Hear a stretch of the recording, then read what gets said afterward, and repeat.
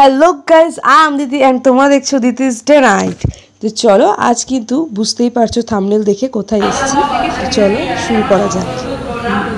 এবং আমার এখানে যারা বন্ধু বান্ধবীরা বা আমার ছোট ভাই বোনেরা উপস্থিত, তাদেরকে জানাই আমার আন্তরিক ভালোবাসা ও শুভেচ্ছা। বিগত 3 বছরের কলেজ জীবনের সমাপ্তি ঘটলো। কিন্তু বাংলা বিভাগে সেটা না, একটা আন্তরিকতা থাকে, সেটা অন্য কোনো মানে ডিপার্টমেন্টে থাকে না বলেই আমার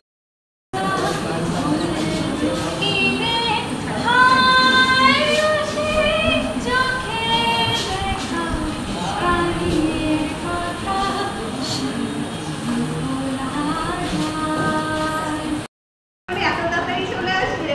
আর মাঝখানে আমরা তো করোনার জন্য পাইনি, মানে সেই দিনটা এখন আমরা দাঁড়িয়ে আছি কথাটা ভাবতেই পারি না।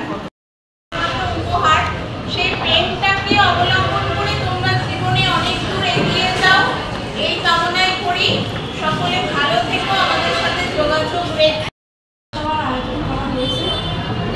আমার মনে হয় এটা ঠিক বিদায় আমি না বলে আমি বলছি একটা পর্ব থেকে আর একটা পর্বের মধ্যে উত্তর করেছি। আমাদের এখানে এই কলেজের ভূমিকা পেরিয়ে তোমরা পড়াশোনা প্রবেশ করবে। এটা একটা প্রস্তুতির ভাগ বলা যায়। আমি ব্যক্তিগতভাবে এবং আমার যারা সহকর্মীরা রয়েছেন তাদের পক্ষ থেকে বলছি, তোমাদের আরও অনেক দূর এগিয়ে যেতে হবে। এগিয়ে যেতে হয়। বেদের একটা সবচেয়ে বড় মন্ত্র হলো চলোই বেদ, এগিয়ে চলো। এগিয়ে যেতেই হবে। আমরা কলেজে 3 বছরের পর 4 বছর 5 বছর যদি থেকে যায়, তাহলে কলেজ জীবনটা আর তত ভালো থাকবে। সেরকম এই পৃথিবীতে আমরা যে 80-90 বছরে মারা যায়, তারপরেও যদি বেঁচে থাকি 100-200 বছর, তাহলে দেখবে চারপাশে চেনা জানা আর কেউ নেই, সবাই চলে গেছে। সেটা বড় বেদনা। সেই জন্য সব কিছুর একটা সীমা নির্দিষ্ট করে দেওয়া আছে। সেই সীমারেখায় তোমরা কলেজ থেকে চলে যাচ্ছ, এরপর বিশ্ববিদ্যালয়ে যাবে। কেউ বিশ্ববিদ্যালয়ে না গিয়ে অন্য কোথাও পড়াশোনা করবে, কেউ জীবনের কাজে ঝাঁপিয়ে পড়বে।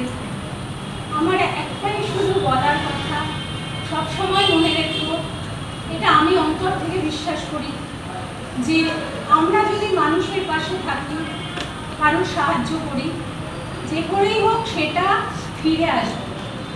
আর আমরা যদি কাউকে হিংসা করি, কারোর খারাপ চাই, সেটাও কিন্তু ফিরে আসবে।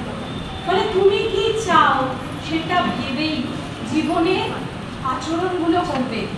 তুমি নিশ্চয়ই খারাপ চাও না, তাহলে কারণ খারাপও চেও না।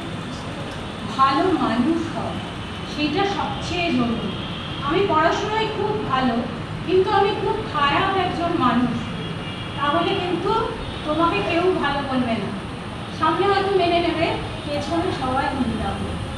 আমি আশা করবো আমার ছেলেমেয়েরা যেন সব সময় সবার কাছে ভালো হয়, তারা যেন সত্যিকারের মানুষ হয়ে ওঠে।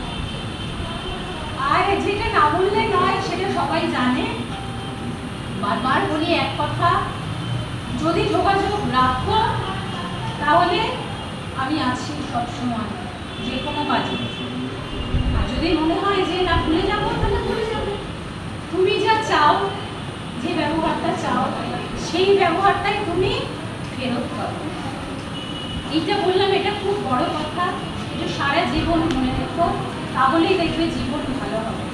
পরিশেষে সবাইকে অনেক অনেক অনেক ভালোবাসি।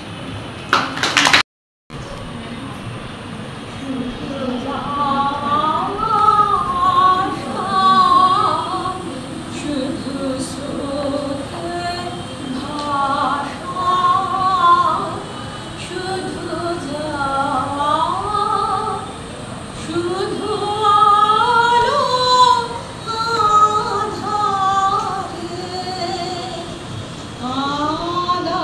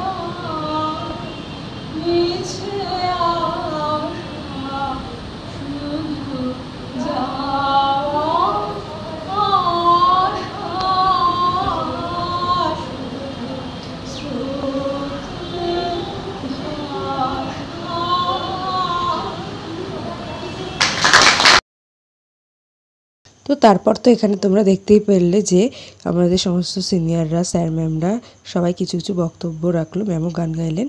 তারপর এখানে কিন্তু আমরা সবাই মিষ্টি সাজাচ্ছিলাম, কারণ এখন কিছুটা মিষ্টি মুখ হবে আর কি, তো সেই জন্যেই। তো তারপর তো এখানটাতে আমরা এসেছি, কারণ এখানে দেখো ফটোশ্যুট হচ্ছে, তোমরা দেখেই বুঝতে পারছো।